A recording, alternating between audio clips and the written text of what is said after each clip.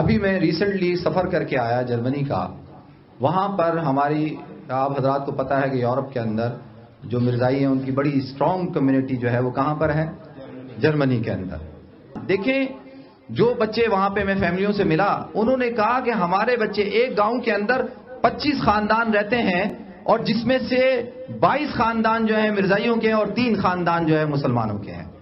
انہوں نے کہا مجھے بتائیں کہ ہم اپنے بچوں کو کیسے روکیں گے کہ جی آپ ان کے ساتھ کھیلیں نہیں, آپ ان کے ساتھ بات نہ کریں, آپ ان کے ساتھ اسکول جاتے ہیں ان کے ساتھ ملے نہیں, کیسے روکیں گے ہم ان کو؟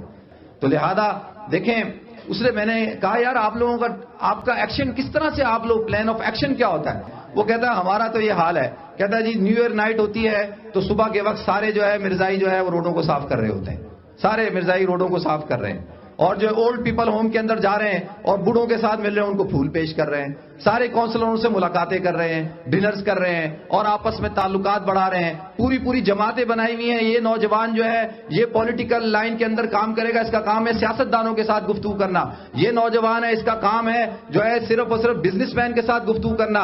یہ جماعت ہے, یہ گروپ ہے, اس کا کام ہے کہ عوام کے اندر کام کرنا, اس کا کام ہے میڈیا کو ڈیل کرنا. یہ پوری اسٹریٹجی ہے.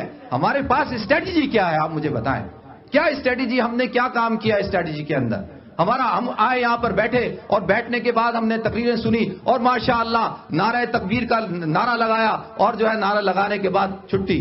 پھر میں بھی آپ اپنے احمدیت کہو زندہ باد, آج تم کل زمانہ کہے گا.